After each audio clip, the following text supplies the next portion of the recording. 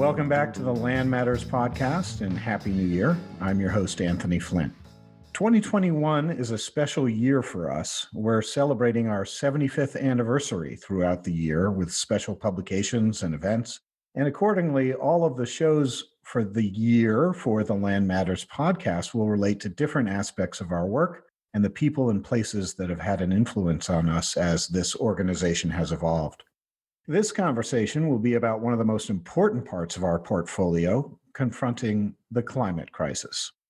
First, though, a quick word about our origins. John C. Lincoln was a young man working in Cleveland around the turn of the 20th century and invented all kinds of things: motors, brakes, a new welding process, and, apropos of today's topic, one of the nation's first electric cars. He started his own company, Lincoln Electric, which came to be hugely successful and turned to philanthropy, establishing the Lincoln Foundation in 1946, thus our 75th anniversary. That organization ultimately became the Lincoln Institute of Land Policy. He was inspired by the political economist Henry George and focused on land ownership and taxation and a quest for social and economic fairness. There have been many changes over the years, but the mission has remained the same: coming up with innovative solutions to our greatest challenges through the lens of land. And so with this show, we're going to kick things off by looking at what has become, I don't think it's an exaggeration to say, the planet's biggest challenge, the existential threat of climate change. My guest is author and journalist Bill McKibben, who's been sounding the alarm about climate change for decades and coming up with some concrete solutions for how to avert a looming disaster. Bill, we've known each other for many years, and I thank you for coming on to talk about climate change at this historic moment. It's an enormous pleasure to get to be with you. Greetings from your old stomping grounds in Addison County, Vermont. It's a critical moment and one where we're maybe entitled to a tiny bit more optimism than we've had for the last stretch. Well, we should enjoy that if that is indeed the case. So first things first, Joe Biden is the new president. He has his climate team in place. Among his first actions, of course, rejoining the Paris Climate Accord, reversing the environmental deregulation policies of his predecessor, backing away from drilling, fracking, and new pipelines.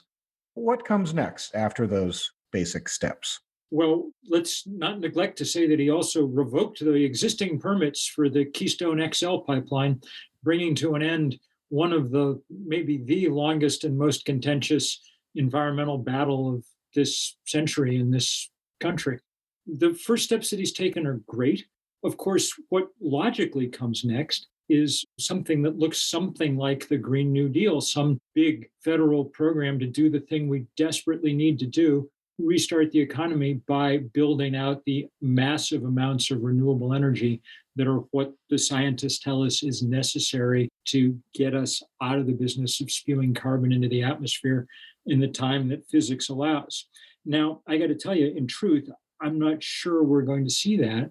Control of the Senate is so tenuous, and so much power rests in the hands of people like Joe Manchin from West Virginia, that I think it's difficult to expect that we're going to see quite the level of green investment that Biden was calling for during his campaign, though I'm sure he will try. I think, but we're also going to have to hope that these guys are clever, and I think they will be, in their use of executive authority to get a lot of stuff done too. We're already seeing some of that. And I think the place that it may be most important of all, Anthony, will come in the financial realm. I have a feeling that things that happen at Treasury, at the Fed, and at the SEC may prove to be most important, because there's this ongoing movement now to wean the financial sector off the support for fossil fuel. And if we can, as we're saying, stop that money pipeline, then I think we can really break the power of this most invidious of industries quickly. I don't want to dwell on this, but obviously we have a lot of polarization in the country right now, with a lot of Americans not convinced this is a problem that needs addressing. So you've thought a lot about communications and the conversation and the dialogue. How can climate get more popular support or buy-in? The good news is that a lot has changed even in the last 3 or 4 years. And the polling data now indicates that this is something approaching 70% of Americans understand that there is a deep problem here that we need to deal with. And a lot of them are very, very moved by it. Among Democratic primary voters, it was the number one issue, pollsters found, especially among young voters. And in fact, among young voters across partisan lines, it was the number one issue. There's several reasons for that. One is we've done a lot of movement building in the last decade, and that helps change people's minds. Another thing is that the engineers have done an amazing job. They've dropped the price of solar power or wind power 90% in the last decade. It's the cheapest form of power now. And so renewable energy isn't scary to people the way that it once was. And the third reason, of course, is that Mother Nature has done her level best to demonstrate what happens when you don't pay attention. Enough forest fires and enough hurricanes, and at some point, who are you going to believe? Fox News or your own lying eyes, So we're in a different position. I don't think the task is to convert the remaining 30% of people off climate denial, because I'm not sure that in many cases it's possible. I don't think they're waiting for another study from Science or Nature or something. I think that their opposition is ideological in nature, often rooted in vested interest, and difficult. In non-pandemic years, I always tell people, don't destroy Thanksgiving dinner arguing with your crazy uncle about climate change, because you're not going to convince him. But do take a few moments and sit down next to your sweet aunt who's worried about what the world's going to be like for her children and grandchildren, and try to get her a little more actively engaged in this fight. We can win it if we get 4 or 5% of Americans actually involved in movements to do something about it. And we're on the way there. We're at 2 or 3 or 4% now. It's probably the biggest movements the world has ever seen. So we're getting to the point where we're able to challenge the power even of this incredibly rich industry. Well, let's get back to that dimension of finance and investment capital and so forth. You've been so immersed in this. Can you walk us through the way that the fossil fuel industry is sort of interwoven in the way the world works now? What's the state of play on the finance end? About a decade ago, a few of us launched what at the time seemed a fairly quixotic effort around fossil fuel divestment to try and persuade institutions, universities, anybody with a pension fund, an endowment, whoever, to sell their stock in coal and oil and gas companies. At the beginning, it was mostly a moral argument. The argument was if it's wrong to wreck the planet, it's wrong to try and profit from the wreckage, But it quickly became clear that we were better investment advisors than you might have expected.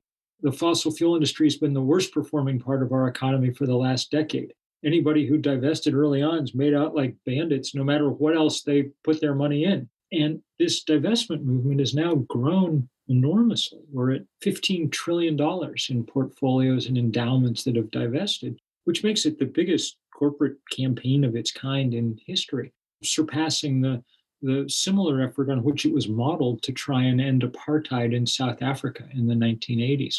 And at this point, it's really begun to bite. Shell, in its annual report last year, said that divestment had become a material risk to its business, which is good because Shell's business is a material risk to the planet. Jim Cramer, America's favorite stock picker, the guy who yells at you on television about what stocks to buy every night, devoted 2 nights last January before the pandemic to telling people, don't buy oil stocks. This divestment thing's gotten so big that you can't make any money in it. So we're really grateful to the vast range. And at this point, it's, Oxford and Cambridge University this year, the 2 most famous universities on the planet, the University of California system, the biggest university system on the planet, New York State's $250 billion pension fund, New York City's $200 billion pension fund, the sovereign wealth fund of the country of Norway, which is the biggest pool of investment capital on earth, almost $1 trillion.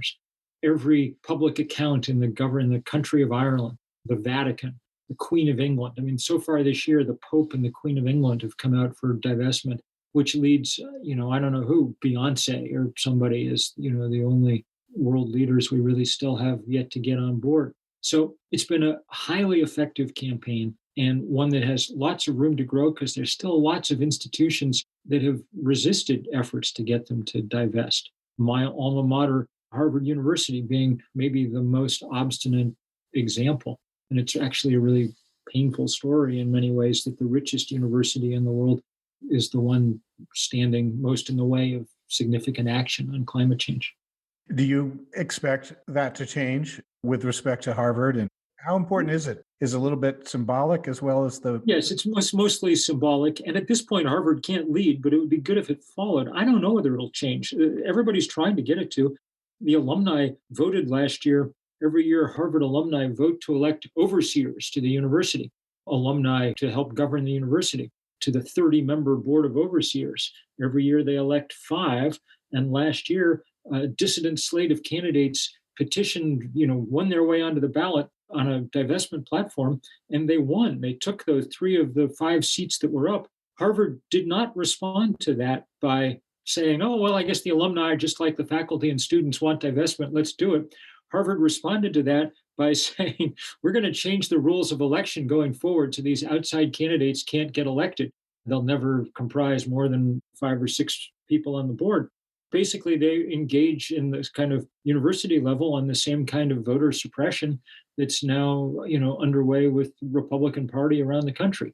So it's pretty depressing, I got to say. It's a reminder that the plural of privilege is establishment.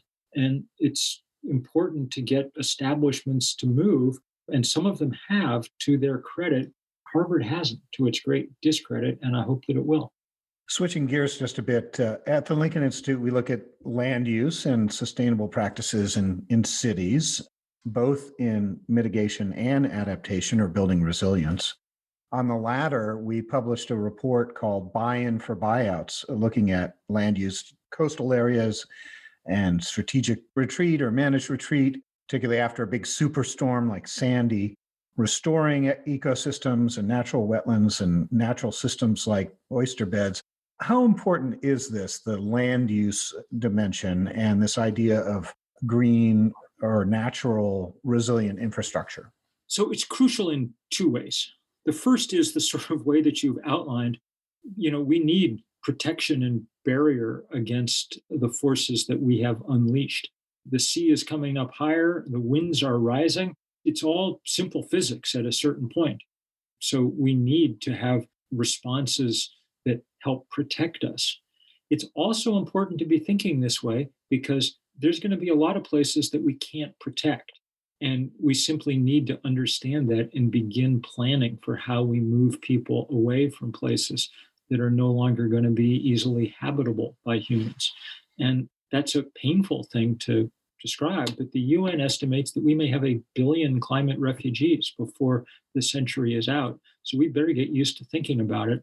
I think we got the strongest sense of that in a way. Late last year, in the midst of a record hurricane season in the Atlantic, the last 2 storms, Anthony, slammed into Honduras, Theta and Iota, Category 4 and Category 5 levels. The damage they did was equivalent to about 40% of the Honduran GDP. Katrina, our worst natural disaster, was about 1% of our GDP. So you get some sense of how destroyed those places are. And you understand that people are going to be on the move. And really, they have every right to be. Hondurans didn't cause the climate crisis. Americans did, first and foremost. So as we sort out the fact that the planet, the kind of board on which we play the human game, is shrinking, we're going to need a lot of smart thinking. And a lot of it has to do with just that kind of adaptive lens that you're bringing to it. But there also has to be a kind of political and social and psychological adaptation to the fact that we're not going to live in all the places that we used to. Well, certainly internationally, looking at the most vulnerable areas and the people living there, it's people and land, and a lot of changes. Although, just as one follow-up on that, disasters aside, all of this happens relatively slowly. So does that factor into any policy making about climate migration, as it's being called? I'm afraid that relatively slowly, maybe the relatively may be the key word there. It's actually happening pretty much in real time. The scientists have told us, job one is to staunch the flow of carbon into the atmosphere. And if we do that successfully over the next decade, which is the key period of time, then the ultimate rise in the planet's temperature will be limited to 1.5 degrees, 2 degrees, 2.5 degrees, whatever, depends on how well we do our job. And to the degree that we limit the rise in temperature, again, it's pretty simple physics. We limit the number of places that we're going to have to abandon, the number of refugees falls, so on and so forth. There are places that are on the margins, and they're the ones that'll be hit first, and then there'll be a new margin. And if we keep the temperature from going any higher than we have to, we'll be able to defend some of those. And that's got to be the goal, because it's a beautiful world filled with remarkable people trying to have decent lives. And this is the single biggest threat to that. Now, here's one question that I think you have probably heard before, and we're long past the time where it's enough. But what do you tell people when they ask, what can individuals do? How can they be more climate friendly? So it is a question that I've heard from time to time, and an important one. And the answer, I think, is important. And I want to be careful as I answer it, not to slight the fact that people can do and should do things in their lives. My roof is covered with solar panels. They're connected to an electric car, on and on. I'm proud of those things. But I don't try to fool myself that that's how we're going to solve climate change. If we had 75 or 80 years, that kind of slow cultural change would be enough. My sister would come over for Christmas dinner, and my brother-in-law would see the solar panels and he'd want them. And, slowly things would spread and we'd get there. Sadly, given the time that we have and the scale of the challenge, and given the fact that we wasted the first 20 years that we had to work on this because the oil industry mounted a huge campaign of deception and disinformation, given that, we're past the point where we're going to solve this one Tesla at a time, or, one vegan dinner at a time. It's just coming too fast. And so we're going to need to take collective action. So one way of saying that is, I think, that the most important thing an individual can do is be somewhat less of an individual, to join together with others in movements large enough to make political and economic change, because that's what's required at this point. And finally, it's important to note that cities and some states have been making some progress over the last 4 years. I'd be interested to hear from you a little bit about that. But turning back to how we began, you do then feel a sense of optimism that a more overarching federal role will really make a big difference. I think we're going to try, which we haven't so far. And I think that's true in many parts of the world. And I think that a lot of it actually, as you say, is going to be led by cities. And I've been very impressed with the efforts of a lot of urban leaders in the last few years. The C40 movement among big cities has started to do remarkable things, some of them around things like divestment from fossil fuel, but also around reconfiguring cities. And that's obviously accelerated during the pandemic. And we watch things like what Paris is doing to change what Paris looks like, and imagine how that could spread out around the world. If it happens fast, it'll be a big help, because cities are where we come together to be with each other. They're a kind of concrete expression of human solidarity. And when they work well, they allow a kind of gregariousness that's both appealing to humans and low in its demands on the planet. It's hard to look at a place like Central Park and not think, okay, there's a working environment that actually does what we want it to be doing in all kinds of ways. Well, Bill McKibben, thank you again for being such a thoughtful part of this conversation. Thank you for joining us at this historic moment. Thank you for all your work on so many fronts over so long, for all your good writing. And I will very much look forward to this conversation going forward in the time ahead. All right. Well, that does it for Land Matters, the podcast of the Lincoln Institute of Land Policy. This year, celebrating our 75th anniversary. You can learn more about our origins by going to our website, lincolninst.edu, on the homepage, and by calling up our magazine, Landlines. That's also where you can check out all our work on climate change. Just click on the tab that says Our Work. And you can follow us on Twitter. The handle is @LandPolicy. Until next time, I'm your host, Anthony Flint. Thanks for listening.